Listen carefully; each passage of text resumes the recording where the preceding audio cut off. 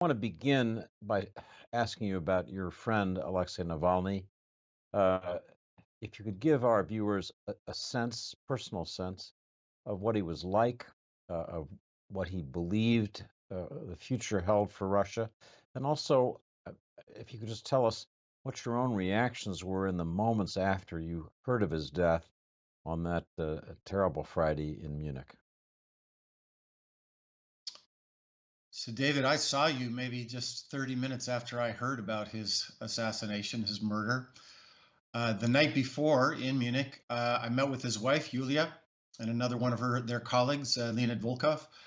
We had planned to meet that day on Friday to talk about all kinds of things, but mundane things like Dasha, her daughter's graduation party here at Stanford.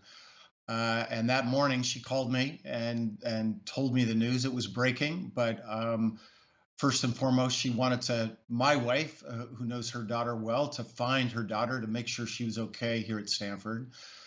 And when I saw you, I was in shock. I want to tell you honestly, I did not believe that they would do this. I thought that just letting him rot in prison for years and years would be sufficient for Mr. Putin.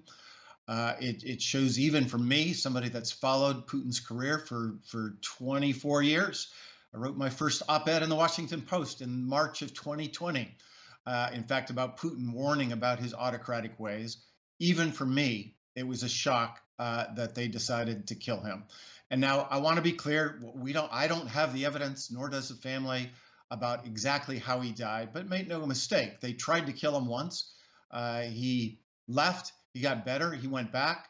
They arrested him, and they slowly tortured and killed him in just these horrific conditions that he was living in the last days of his life. Yulia explained them, described to me in vivid detail in Munich the way he was living the last days of his life.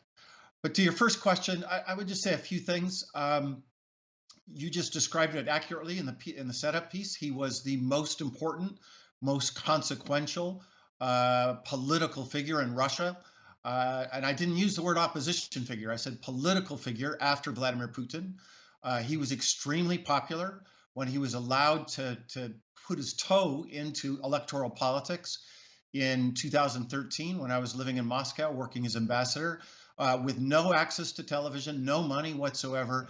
He won a third of the vote in Moscow and became so popular because of his anti-corruption themes. And that was principally why he was popular, because he was fighting corruption, that they just decided he was too dangerous to ever have on the ballot again.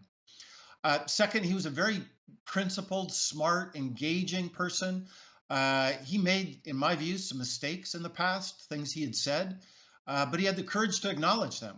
We had one afternoon here at Stanford in my office one day when we debated these many things, and I could hear in his voice that he was rethinking some of the assumptions he had. But in turn, he was asking me to rethink some of my assumptions. And in particular, in the 90s, when the West supported what are now known as neoliberal ideas, he was much more of a social democrat. And he thinks we made mistakes back then. And then finally, just as a person, I would say two things. Just an incredibly funny guy all the time, in the face of danger. One of the letters I got from him in jail, I'm just paraphrasing, but it was, Mike, here I am in jail. I'm one of only two people on the planet that read your tweets printed out. He was referring to himself and Vladimir Putin, but he obviously was following events. He was engaged to the very last day of his life.